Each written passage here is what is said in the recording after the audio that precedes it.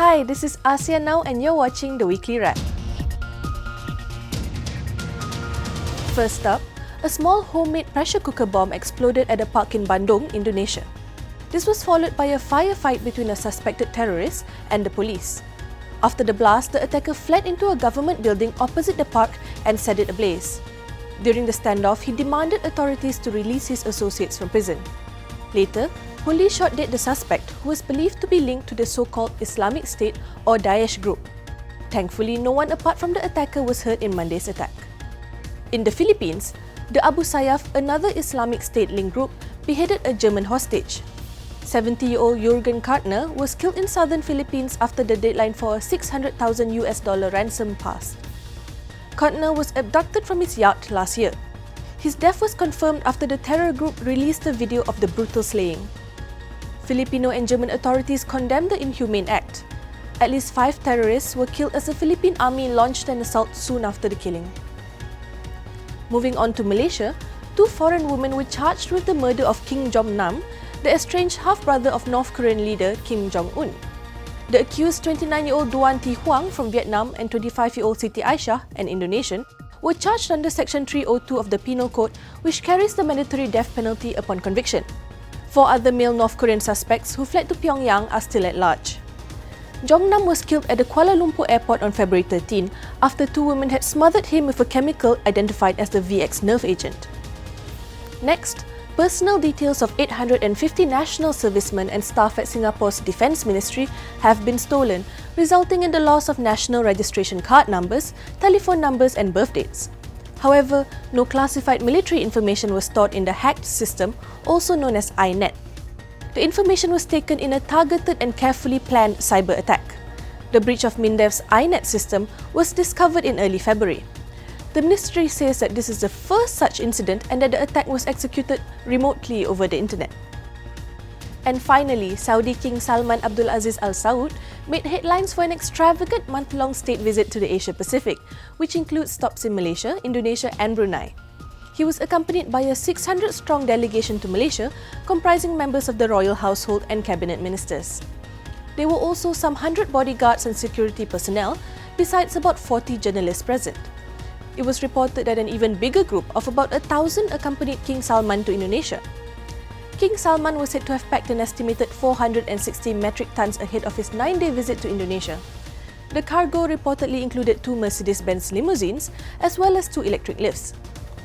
Countries involved are likely to see closer ties, big investments and joint ventures from the visit.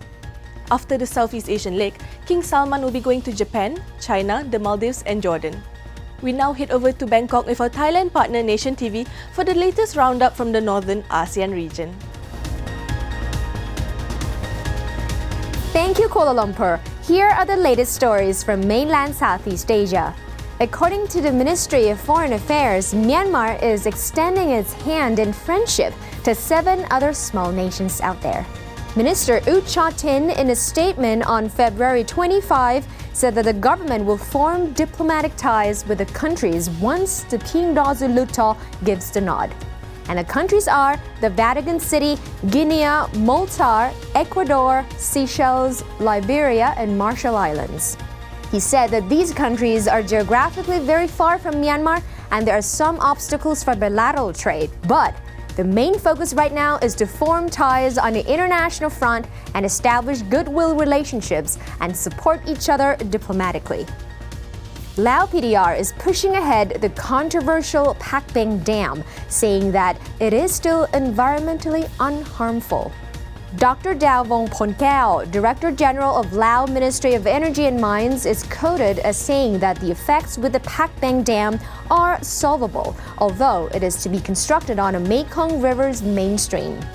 During a meeting of the Mekong River Commission, Dr. Dao Vong brushed aside criticisms that the 912-megawatt Pakbeng Dam in Udomsai Province would harm the environment and lead to widespread dislocation. He added that only 1,000 people will be affected and they will be compensated. The Pakbeng Dam is the northernmost in a proposed cascade of 11 dams on the Mekong River's mainstream. Laos and other Asian nations have been on a dam building spree as they try to harness the power of the Mekong and other rivers.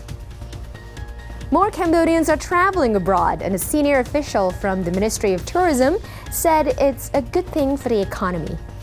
Tourism Minister Thong Khon estimated that Cambodians spent about $600 million abroad last year, while official figures showed a 20% annual increase in outbound tourism.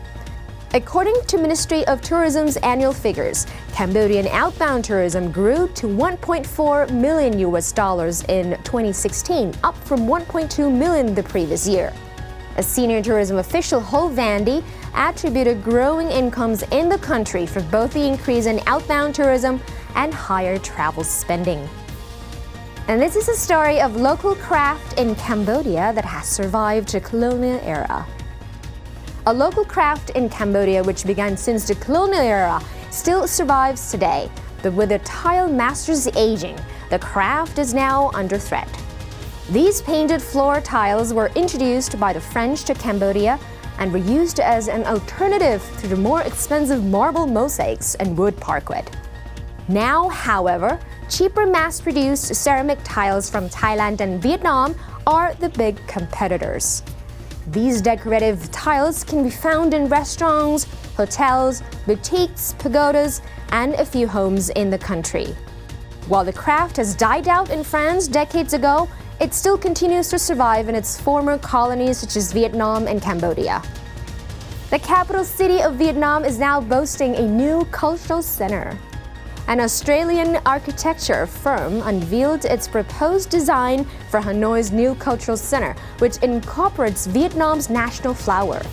The multi-purpose theater and cultural center will take the shape of a lotus, or the country's national flower. The building will house a 2,000-seat theater, an ice skating rink, and a cinema, just to name a few. The large structure will sit over a 19-hectare lake in Hanoi. And that's it for the updates from the Upper ASEAN region. This has been me, Patsurang Desha Puttarangsi. Back to you, KL. Thank you, Bangkok, and thanks for watching. I'm Dina Murad. Have a good day.